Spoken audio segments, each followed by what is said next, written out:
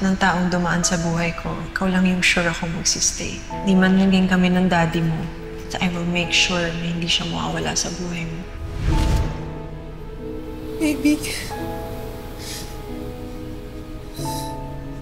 nung nalaman kong kasama na kita, bumili ako agad ng mga damit mo.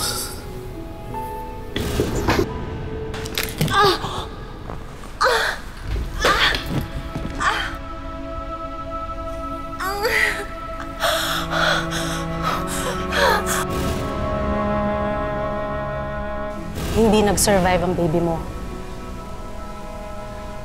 Wala na siya. I'm really sorry, Chloe. Pero sino na magsusuot ng mga to?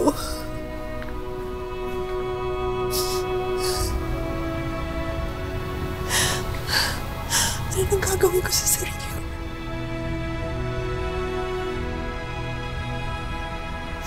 No one wants to be with me anymore. I wanna love you. I wanna take care of you.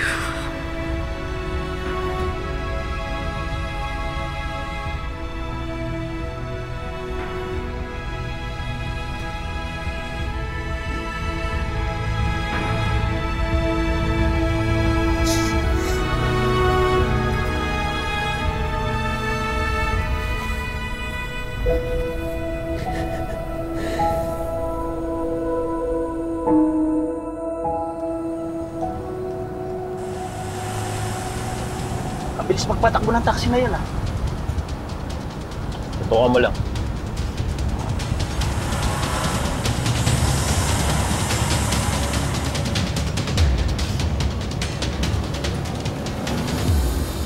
O, asa na? Nawala. Dumiretso sa red light.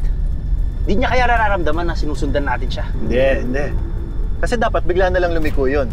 Tapos kasero lang talaga yung driver. Anyway, pamilyar ako sa ruta niyan. Kaya kilala ko.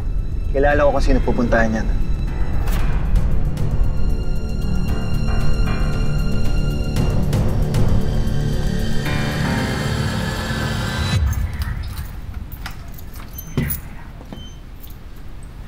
Chloe?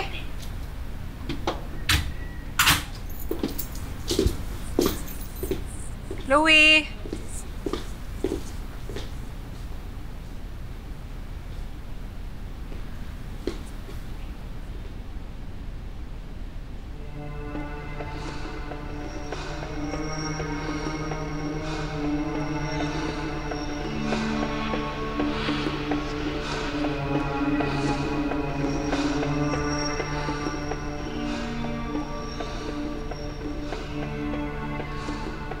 Hindi nag-survive ang baby mo.